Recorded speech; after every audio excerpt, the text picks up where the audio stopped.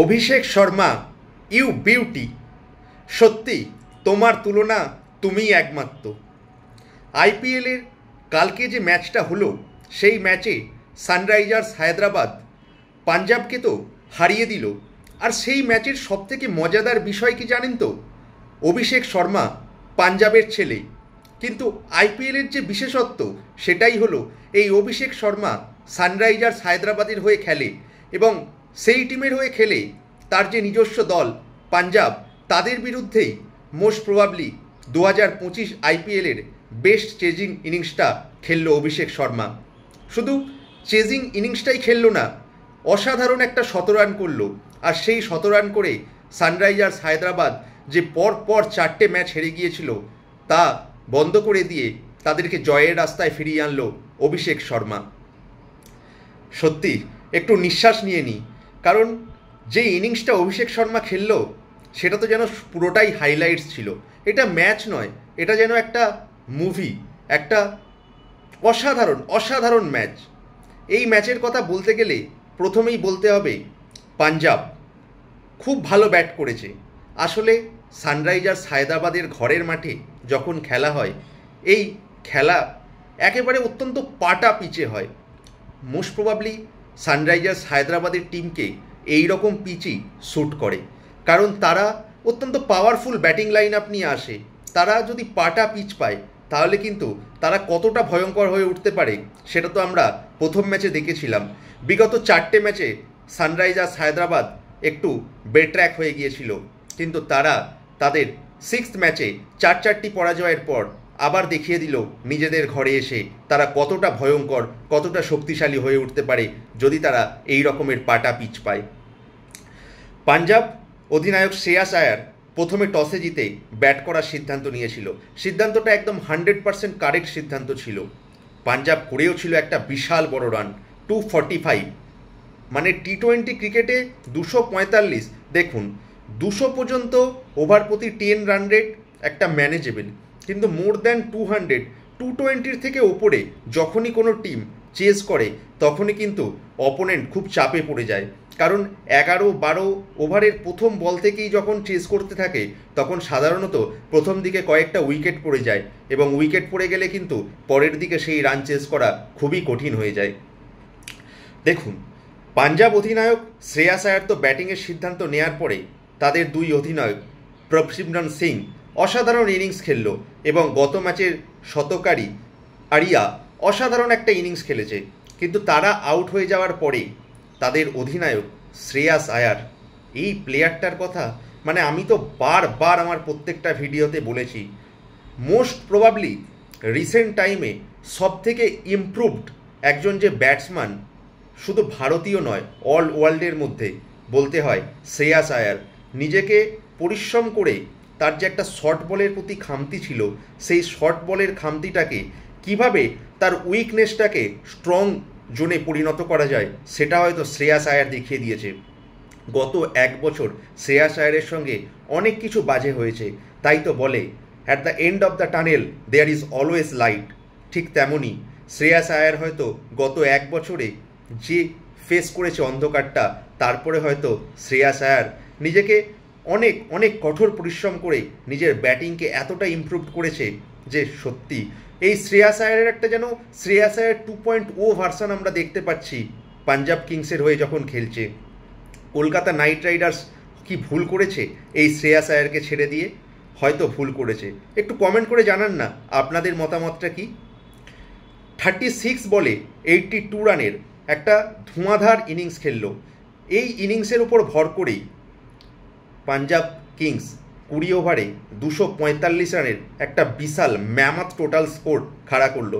যতই opponent batting powerful team হোক, যখন অলমোস্ট 250 রান চেস করে 120 বলে, তখন কিন্তু বিপক্ষ প্রেসারে আসবেই। আর এই ব্যাটিং লাইন আপের কথা বলতে গেলে আমি পাঞ্জাবের একজন ব্যাটসম্যানের কথা বলবো যাকে নিয়ে কিন্তু খুব কনসার্ন বিষয়, সেটা হচ্ছে গ্লেন ম্যাক্সওয়েল। এই গ্লেন ম্যাক্সওয়েল কিন্তু আইপিএলের প্রথম বছর থেকে খেলছে। মোস্ট মানে কি বলবো, ওভার রেটেড ব্যাটসম্যান যাকে বলে। মানে প্রত্যেকটা সিজনে একটা কি মোস্ট প্রবাবলি 2টো ইনিংস এমন খেলবে ম্যাক্সওয়েল, সেটা সবাই ভালো বলবে। কিন্তু most inconsistent batsman is Glenn Maxwell. মানে সত্যি এই ব্যাটসম্যানের ফর্মটা কিন্তু পাঞ্জাবকে মিডিল অর্ডার, বিশেষ করে লোয়ার মিডিল অর্ডারে খুবই ডোবাচ্ছে। কালকেও মাত্র 7 বলে 3 রানে আউট হয়। এই 4-4টি বল যে ওয়েস্ট করেছে, মানে এই রকম হাই স্কোরিং ম্যাচে এই 4-4টি বল কিন্তু খুব ইম্পর্টেন্ট ফ্যাক্টর হয়ে ওঠে। লাস্টের দিকে তারই অস্ট্রেলীয় দেশ মার্কেস স্টয়নিস কিছুটা ভালো ইনিংস খেলে এই রানে পৌঁছে দেয়। কিন্তু সেই রান যখন চেস করতে নামে সানরাইজার্স হায়দ্রাবাদ, তাদের আর কি বলবো। মানে বোলিং তো নিয়ে পাঞ্জাবের অনেক কিছুই বলার আছে। এই হায়দ্রাবাদের যে বোলিং, তাদের সামি, কামিন্স, হার্ষেল প্যাটেল, যাকে আমরা ভালোবেসে পার্পেল প্যাটেল বলে থাকি, তাদের প্রত্যেকেরই রান রেট ছিল 10-এর ওপরে। বিশেষ করে খুবই দুরবস্থা ছিল মোহাম্মদ সামির, তিনি তো 4 ওভারে 75 রান দিয়ে ফেলেন। কিন্তু পার্পেল প্যাটেল 4-4টি উইকেট নেয়। এত রান খরচ করার পরেও 4-4টি উইকেট নেওয়ার পরেও কিন্তু লাস্টে যখন ম্যাচের রেজাল্টটা এসে মনে হয়, তখন কিন্তু হার্ষেল প্যাটেল কিন্তু মনে হয়েছিল সত্যিই ভালো বল করেছে। আর হায়দ্রাবাদের ব্যাটিংয়ের Heinrich Klaasen, Travis head, Abhishek Sharma, ঈশান কিষান, এই নামগুলোই যথেষ্ট। আর তাদের ওপেনিং জুটিতে আছে 2 লেফট হ্যান্ডার, ট্রাভিস হেড এবং অভিষেক শর্মা। তারা যখন নিজেদের পছন্দের মতো পিচ পেল, তখন 2 ওপেনার দেখিয়ে দিল যে খেলা কাকে বলে, পাওয়ারফুল ব্যাটিং কাকে বলে।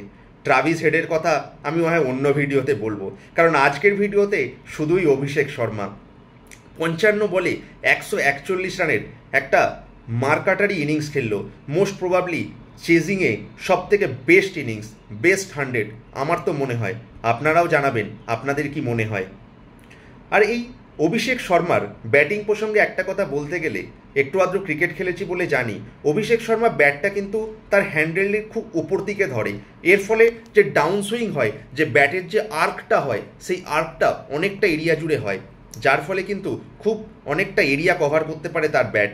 মোস্ট প্রবাবলি আজকের দিনে বেশিরভাগ ব্যাটসম্যানরাই কিন্তু ব্যাটটা খুব গোড়ার দিকে ধরে, কিন্তু অভিষেক শর্মা অনেকটা ওপরের দিকে ব্যাট ধরে। এটা একটা টেকনিক্যাল বিষয়, আমার এটা অভিষেক শর্মার খুবই ভালো লাগে। হয়তো তার যে কোচ যুবরাজ সিং, সেই ব্যাপারটার পিছনে অভিষেক শর্মার পিছনে অনেকটাই পরিশ্রম করেছে। আর এই অভিষেক শর্মা এইবারের আইপিএলে কিন্তু বিগত 5টা ম্যাচে একটিও 6 মারতে পারেনি, কিন্তু কালকে একাই 10-10টা 6 মারল। এই জন্যই তো বলে এইগুলো হচ্ছে ক্লাচ প্লেয়ার। এই রকম প্লেয়ারদের টিমে রাখা যে কতটা গুরুত্বপূর্ণ, সেটা অভিষেক শর্মা নিজেই প্রমাণ করে দিল। অভিষেক শর্মার এই ব্যাটিং ইনিংসের কথা বলতে গেলে আর একটা কথা বলতে হয়। যশ ঠাকুরের বলে যখন নো বলে ক্যাচ হয়, আসলে এই জন্যই মনে হয় যে আমরা কপিল দেবের একটা ইন্টারভিউয়ে শুনেছিলাম যে কপিল দেব ম্যাচেও যখন বল করতো এবং প্র্যাকটিসে যখন বল করতো, প্র্যাকটিসে তার লাইন আপটা এমনই ছিল যে প্রত্যেকটা স্টেপ মেপে বল করতো। মানে practice makes the man perfect না, কপিল দেব হয়তো এই জন্যই প্র্যাকটিসেও নো বল করতো না। আর ইম্পর্টেন্ট ফ্যাক্টর যশ ঠাকুর এই ম্যাচে নো বল করে ফেলে, অভিষেক শর্মার ক্যাচ মিস হয়। কিন্তু এইখানেই ম্যাচটা প্রায় বেরিয়ে গিয়েছিল। এই জন্যই তো বলা হয় তুম দায়রে মে রহো তব তোমারা সব ঠিক রায়গা। হিন্দিতে একটা কথা আছে না, ক্রিকেটের নিয়ম তোমাকে লঙ্ঘন করলে কিন্তু বিপদে পড়ে যাবে। তাই ওই নো বলটাই একটা বিরাট বড় ফ্যাক্টর হয়ে গিয়েছিল।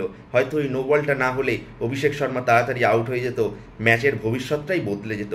কিন্তু যাই হোক, ক্রিকেটে তো যা তা এসব নিয়ে তো বললে হবে না, এটা হলে সেটা হতো, সেটা হলে এটা হতো। এখন প্রত্যেকটা জিনিসই খেলার অঙ্গ। অভিষেক শর্মা দেখিয়ে দিল একটা অসাধারণ ইনিংস খেলে। কাবিয়া মারন অনেকটা চাপে ছিল হায়দ্রাবাদের ওনার, 4 ম্যাচ পরে জয়ের রাস্তায় ফিরে খুবই ভালো লাগছে নিশ্চয়ই কাবিয়া মারনের। আর এই হায়দ্রাবাদ টিম যদি এই রকম পিচ পেয়ে থাকে, এই রকম পাটা পিচ পেয়ে থাকে, তাহলে কিন্তু এই হায়দ্রাবাদ টিমের যে এখনও যে কটা ম্যাচ আছে, তারা কিন্তু সেই কটা ম্যাচে ভালো পারফরমেন্স করেও তারা কিন্তু প্লে অফে কোয়ালিফাই করতে পারে। কিন্তু হায়দ্রাবাদের একটু চিন্তার যে বিষয়, সেটা হলো তারা যদি তাদের মনের মতো পিচ না পায়। আসলে তারা একমারে প্লেয়ার, যেটাকে বলে বাংলা ভাষায়, তারা শুধু ব্যাটিংই করে, মারবে, পিচ দেখবে না। পিচটাকে তো একটু দেখতে হবে। তাই হায়দ্রাবাদের টিম ম্যানেজমেন্ট আজকে জয়ী হয়েছে, অবশ্যই খুব ভালো, কিন্তু পরবর্তী ম্যাচগুলোতে যদি তারা নিজেদের খেলার স্টাইলটা পিচ অনুযায়ী চেঞ্জ করতে পারে, তাহলে কিন্তু এই হায়দ্রাবাদ টিম এখনও অত্যন্ত ভয়ঙ্কর হয়ে উঠতে পারে। যাই হোক, আজকের মতো এইটুকুই। এই খেলার অ্যানালাইসিস আমার চ্যানেলে চলতেই থাকবে। তাই আমার চ্যানেলে যদি আপনি নতুন হয়ে থাকেন, চ্যানেলটা প্লিজ সাবস্ক্রাইব করবেন, সাবস্ক্রাইব করে অল নোটিফিকেশান বাটনটা ক্লিক করবেন, তাহলে আমি যখনই নতুন ভিডিও ছাড়বো আপনাদের কাছে সেটা পৌঁছে যাবে। আর এতক্ষণ যদি ভিডিওটা দেখে থাকেন, ভালো লাগলে প্লিজ একটু লাইক করবেন, কমেন্ট করবেন আর শেয়ার করে দেবেন, তাহলে আমারও নিজেকে ভিডিও বানাতে অনেক অনেক বেশি উদ্বুদ্ধ মনে করব। তাই আজকের মতো এটুকুই, দেখা হচ্ছে পরের ভিডিওতে। ধন্যবাদ।